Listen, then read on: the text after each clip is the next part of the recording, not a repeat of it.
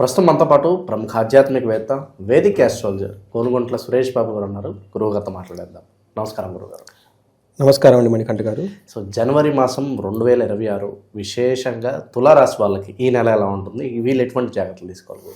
తులారాశి చూసుకుంటే ఇప్పటి వరకు మనకి లాస్ట్ మంత్ బాగున్న రాశిలో ఒక రాశి, ఖచ్చితంగా నో డౌట్ అన్నట్టు ఈ 2026లో కూడా బాగుంటుంది. ఈ పర్టికులర్ జనవరి మంత్లో కూడాను చాలా వరకు 80% బాగుంటుంది. అక్కడక్కడ చేంజెస్ ఛాలెంజెస్ ఉన్నాయి, అవి ఎందుకు మనం డిస్కస్ చేసుకుందాం. ఫస్ట్ చూసుకుంటే ఈ రాశి వాళ్ళకి చిత్త 3-4 పాదాలు, నెక్స్ట్ హస్త స్వాతి 1-2-3-4 పాదాలు, విశాఖ ఫస్ట్ 1-2-3 పాదాలు అంతా తులారాశిలో ఉంటారు. పేరు బలం ప్రకారం తీసుకుంటే రా, రీ, రు, రే, రో, తాతి, తూతే అన్న లెటర్స్ ఇందులో ఉంటాయి. ఏమవుతుందంటేనండి, సంక్రాంతి పండగ సందర్భంగా మకర రాశిలోకి సూర్యుడు ఎంటర్ అవడంతో ఉత్తరాయణం స్టార్ట్ అవడంతో మనకి ఇదంతా అందరికీ తెలిసింది. ఈసారి సూర్యుడితో పాటు ఇంకా 3 గ్రహాలు కూడా ఎంటర్ అవుతున్నాయండి. ఇది జనరల్గా ఆస్ట్రాలజర్గా తెలుస్తుంది, బయట వాళ్ళకి రావద్దు. 13, 14 తారీఖులో, 16, 17 తారీఖుల్లో అంటే ఒకరోజు అటు ఇటుగా అన్నీ మూవ్ అవుతూ ఉన్నాయి అన్నమాట. ప్రతి ఒక్కరికి ప్లస్ ఆర్ మైనస్ సమ్ డైనమిక్స్గా చేంజెస్ అయితే ఉంటాయి. తులారాశి వాళ్ళకి గమనించుకుంటే వీళ్ళకి ఫస్ట్ 15 డేస్ లక్ష్మీప్రదంగా, లాభప్రదంగా, సర్వత అభివృద్ధిగా ఉంటుంది. 15 డేస్ తర్వాత కొంచెం కొన్ని విషయాల్లో సుఖంగా, ధనంగా అభివృద్ధి ఉంటుంది, కానీ ధనప్రాప్తి కూడా వస్తుంది. అవమానాలు జరిగే అవకాశం ఎక్కువ ఉంటుందని గమనించుకోవాలి. ప్రొఫెషనల్లో బాగుంటుంది. ఇంతవరకు చూసుకుంటే అవమానాలు జరుగుతుంది, ప్రొఫెషనల్ మ్యాటర్స్లో బాగుంటుంది, ధనవృద్ధి ఉంటుంది. శత్రువుల యొక్కతో కూర్చొని మాట్లాడితే లేదా పై చేయిగా ఉంటుంది. ఇది ఓవరాల్గా మనకి జనవరి మంత్లో ఉండబోయే సినారియో. ఏంటి ఫస్ట్ 15 డేస్ వీళ్ళకి ఇష్టసిద్ధి, అనుకున్న పనులన్నీ జరుగుతూ ఉంటుంది, ఆరోగ్యం బాగుంటుంది, అర్ధలాభం బాగుంటుంది. ఫాదర్కి హెల్త్ విషయంలో కేర్ఫుల్గా ఉండాలి. నెక్స్ట్ ఏంటి, 15 డేస్ తర్వాత అగైన్ ఒక పక్క జాబు, ఒక పక్క ఇల్లు, రెండు both they have to manage కదండి. ప్రొఫెషనల్ మ్యాటర్స్లో పై చేయిగా ఉంటుంది, ప్రమోషన్ వస్తుంది, గ్రోత్ వస్తుంది, అప్రిసియేషన్ వస్తుంది, అంతా బాగుంటుంది. ఇంటికి సంబంధించిన వ్యవహారాల్లో ప్రయాణాల్లో ఆటంకాలు వస్తూ ఉంటాయి. పర్సనల్ లైఫ్లో ప్రయాణే విఘ్నమాప్నోతి, ప్రయాణంలో విఘ్నాలు వస్తూ ఉంటుంది. సౌఖ్యం, కంఫర్టబుల్గా లగ్జరీగా ఉన్న విషయాల్లో కొంచెం ఇబ్బందులు పడతాయి. ఇంటికి సంబంధించిన వ్యవహారాలు అని గమనించుకోవాలి. కుజుడు వీళ్ళకి 3వ స్థానంలో ఉండి విశేష యోగ్యతను ఇస్తాడు ఫస్ట్ 15 డేస్. ఏ విధంగా, ఇష్టసిద్ధి, వస్త్రలాభం, ధనప్రాప్తి. వస్త్రలాభము, ధనప్రాప్తి చక్కగా చూపిస్తుంది, బాగుంటుంది. అగైన్ వీళ్ళది మనీ ప్రకారంగా, సక్సెస్ ప్రకారంగా చక్కగా దూసుకొని వెళ్ళిపోతూ ఉంటారు. ప్రాఫిట్స్, ప్రోగ్రెస్ అంత అనుకూలంగా ఉంటుంది. అయితే గురువు వీళ్ళకి కుజుడు మారటంతో ఉంటుంది, మనకి సంక్రమణ రోజున మారుతుంటూ కుజుడు కూడా మారటంతో ఏమవుతుందంటే వీళ్ళకి కొంచెం భాగ్యహాని, క్రూర బుద్ధి, అంటే అదృష్టానికి కొంచెం ఆటంకాలు వచ్చే అవకాశం ఎక్కువగా ఉంటుంది. బట్ బేసికల్గా ధనక్షయం, ధనాన్ని కోల్పోతారు. కొంచెం వీళ్ళకి క్రూర బుద్ధి, అంటే ఏదైనా కనుక వేరే వాళ్ళని ఇబ్బంది పెడదాం, టార్చర్ చేద్దాం, ఈ గ్రడ్జ్ అంతా పెట్టుకొని వాళ్ళని ఏదో చేద్దామన్న ఆలోచన ఉంటుంది. అలాంటి ఆలోచనలు ఎక్కువగా ఉండకూడదు, ఎందుకంటే మన యొక్క సంతోషాన్ని పోగొట్టుకుంటూ ఉంటాం అన్నమాట. ఓవరాల్గా మనీ ప్రవాహం బాగుంటుందండి. ఇదంతా మనకు చూసుకుంటే కొంచెం ఛాలెంజెస్ 80% బాగుందని చెప్పుకోవాలి. నెక్స్ట్ తులారాశి గమనించుకుంటే వీళ్ళకి ఏంటి, 2వ స్థానంలో ఫస్ట్ 15 డేస్ కుటుంబ సౌఖ్యం, కుటుంబంతో ఆనందంగా ఉంటారు. దేహ సౌఖ్యం, ఫిజికల్గా బాగుంటారు. ధనం వయసుగా అంతా బాగుంటుంది. స్త్రీలతో లేదంటే పురుషులతో చక్కగా కలిసి హ్యాపీగా ఉండే మూమెంట్స్ ఉంటుంది. నెక్స్ట్ వీళ్ళు కూడా 4th హౌస్లోకి శుక్రుడు మూవ్ అవుతూ ఉన్నారండి.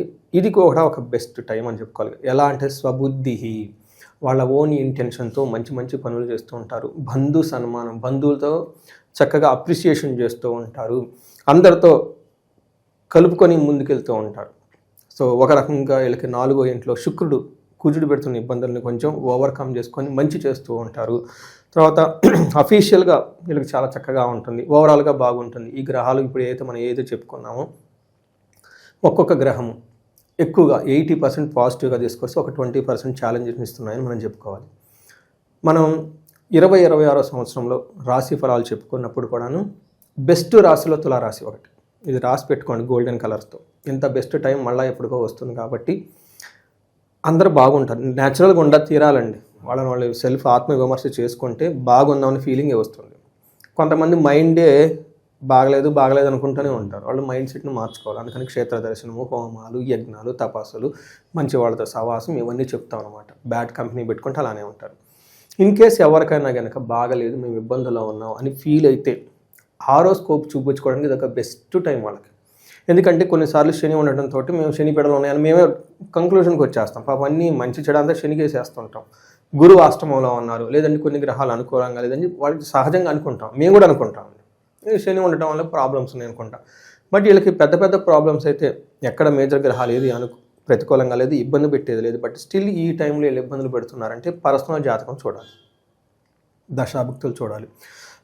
పర్టికులర్గా ఏజ్ 35-45 సంవత్సరాల నుండి ఒక ఫ్లోరిష్కి వెళ్ళాము, ఇక్కడ మేము ఆగిపోయామని మీకు అనిపించిందంటే ఒక్క నిమిషం కూడా టైం వేస్ట్ చేసుకోకుండా ఫోన్ తీసుకొని అపాయింట్మెంట్ తీసుకొని కన్సల్టేషన్ చూపించుకోవాలి. ఈ టైంలో వీళ్ళకి మిడ్ లైఫ్ క్రైసిస్ అంటారు 40-45లో, వాళ్ళకి ఎర్లీగా అది కంటిన్యూ అవుతుంది వాళ్ళు ముందుగా చూసుకోకపోతే. ఎందుకు వచ్చింది ఈ ప్రాబ్లం? అప్పటిదాకా బాగున్న ఈ ప్రాబ్లం సడన్గా ఎందుకు వచ్చింది? 10 years ట్రాక్ రికార్డు ఉంటుంది వర్క్ ప్రొఫెషన్లో, స్టూడెంట్గా అద్భుతమైన ట్రాక్ రికార్డు ఉంటుంది, సంసారం కూడా 5 years 35కి ఆల్రెడీ పెళ్ళి పిల్లలు పుట్టుంటారు. ఈ టైంలో ఎందుకు వచ్చింది ఈ క్రైసిస్ను ఆలోచించుకోవాలి. ఇది మనకి బుక్స్లో చెప్పండి ఉంటుంది. ఇది మనకి జ్యోతిష శాస్త్రం ఏం చెప్తారంటే శాపాలు అంటారు. అంటే మనకు తెలియకుండా వేరే వాళ్ళకి ఇబ్బంది పెడుతుంటే ఈ టైంలో రిటర్న్ వచ్చేసి మీకు ఇబ్బంది పెడుతూ ఉంటాయి.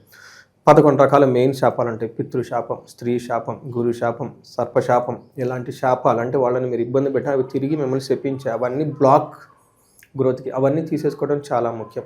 ఈ రాశి వాళ్ళు ఎవరైనా కనుక ఉంటే అలా కాల సర్పదోషాలు ఏమైనా ఉంటే ఒకసారి 2 సార్లు చెక్ చేయించుకొని పరిహారాలు చాలా ఈజీ, సింపుల్. మేజర్ ఏంటంటే మీరు తెలుసుకోవాలి. ఫస్ట్ ఇబ్బంది పడేకుండా తెలుసుకొని ఆ ఇబ్బందిని పోగొట్టుకునే ప్రక్రియలు మీకు చేపడితే ఈ రాశి వాళ్ళకి అద్భుతంగా 10 అంతల ముందుకెళ్ళే రాశి 20-26 సంవత్సరం ఇది ఒకటి. విదేశీ ప్రయత్నాలు చేయొచ్చు అంటారు వీళ్ళు. అద్భుతంగా వీళ్ళు చేయకూడని పని ఏం లేదు, అన్నీ చేయొచ్చు. అంటే తర్వాత కాన్సిక్వెన్స్ పే చేసుకోవాలి. కాబట్టి చాలా వరకు బాగున్నప్పటికీ పలానా విషయాలలో చాలా జాగ్రత్తగా ఉండాలి, దీని జోలికి వెళ్ళకూడదంటే ఏం చెప్తారు వీళ్ళు? వీళ్ళకి గొడవలు పడకూడదండి. ఈ రాశికి కుజుడి వల్ల ప్రభావంతో గొడవలు పడుతూ ఉంటారు. మీకు బిగినింగ్లో ఒక సెంటెన్స్ పెట్టాను, క్రూర బుద్ధి. నేను బాగున్నాను కాన్ఫిడెంట్గా నిన్న మొన్నటిదాకా వీళ్ళు నన్ను ఇబ్బంది పెట్టారు, వీళ్ళ మీద గ్రజ్జి తీర్చుకుందాం నాకు ఫీలింగ్ ఉండకూడదు. అది టైం వేస్ట్ చేస్తుంది. ఎందుకంటే రెండోది కర్మ మళ్ళీ రెట్టింపు అవుతుంది. అందుకని మిమ్మల్ని ఎవరిని తిట్టినా ఏదైనా చేసినా అది పూర్వజన్మలో ఉన్న కర్మ వల్ల అతను మీకు లిబరేషన్ ఇచ్చేసాడు, తిట్టేసి మిమ్మల్ని ఫ్రీ చేసేసాడు అని ఒక గ్రాటిట్యూడ్తో ఉంటే 10 అంతలు మళ్ళీ మీకు పుణ్యం వస్తుంది. అలాంటి ఒక అసలు చాలా కష్టం అనుకోండి ఆ మైండ్ సెట్ రావటం. మనం చెప్పినంత ఈజీ కాదు. నాకు కూడా ఎంత మెడిటేషన్ ఎంత ఈజీ నేను చేసుకొని వచ్చినా కానీ ఒకసారి ఎక్కడికో పోతూ ఉంటుంది ఆ చేసే టైంలో. బట్ వెరీ క్విక్గా మళ్ళీ ఇంటికి వచ్చేసి అంటే టూ మచ్ చేసుకోకుండా ఉంటే పీస్ఫుల్ అయిన రాశి తులారాశి. బ్యాలెన్స్, వీళ్ళు కూడా బ్యాలెన్స్డ్గా ఉంటారు ఈ ఇయర్ అంతా. ఇక విశేషంగా ఎటువంటి పరిహారాలు బాగుంటాయి అంటారు? పరిహారాలు ఇప్పటిదాకా మనం చెప్పుకున్నాం కదంటే, బాగుంటే ఏం అవసరం లేదు. ఇన్ కేసు బాగలేదని అనుకుంటే, ధనానికి ఎవరైనా ఇబ్బంది పడుతూ ఉంటే స్వర్ణలక్ష్మి విశేష హోమం చేయించుకోండి. ఇది చాలా పవర్ఫుల్ టూల్. ప్రతి ఒక్కళ్ళండి ఖర్చు అవుతుంది, హోమాలకి జపాలకి దానాలకి ఖర్చులు అవుతాయండి, కానీ బ్లాక్స్ రిమూవ్ అయిపోతుంది, ఫ్లో వెళ్ళిపోతుంటుంది అనమాట. చేయించుకోవాలి. రెండోది, భార్యాభర్తల మధ్య అన్యోన్యత చక్కగా ఉండాలి అనుకుంటే అన్యోన్య దాంపత్య పాశుపత అభిషేకము విశ్వావసు గంధర్వరాజ హోమం అండి. ఇది చక్కగా కూర్చొని చేయించుకుంటే దంపతులు ఏదంటే ఆల్రెడీ డిస్టర్బెన్స్ వాళ్ళు వచ్చిన ఖచ్చితంగా కలిసి తీరుతారండి. అందులో సమస్య లేదు. వివాహంలో దోషం వచ్చేసి వీళ్ళకి యాక్చువల్గా ఉండదు. ఈ రాశి వాళ్ళకు ఉంటే ఒకసారి ఇండివిజువల్ జాతకం చూపించుకుంటే పరిహారాలు ఏది చేసుకున్నా కానీ చక్కగా ఉంటుంది. మెయిన్ వీళ్ళకి సుబ్రహ్మణ్యేశ్వర స్వామికి సంబంధించి చేస్తే బాగుంటుంది. 4వ ఇంట్లో ఉండటంతో, సూర్యుడు 4వ ఇంట్లో ఉండటంతో ప్రయాణాలు చేసేటప్పుడు జాగ్రత్తగా ఉండటం, పితృదేవతల యొక్క ఆశీర్వాదం తీసుకోవటం, తర్వాత గాయత్రి మంత్రం జపించడం, సంధ్యావందనం చేయటం, ఇలాంటి పనులు చేస్తూ ఉంటే చాలా చక్కగా ఉంటుంది. వీలైతే ఒకసారి శ్రీశైలం వెళ్ళొస్తే చాలా బెటర్గా ఉంటుంది. ఓవరాల్గా తులారాశి వాళ్ళ పరిస్థితి జనవరి మాసం ఎలా ఉంటుంది, ముందు ఎలాంటి జాగ్రత్తలు తీసుకోవాలి, చాలా బాగా వివరించారు. ధన్యవాదాలు. ధన్యవాదాలండి.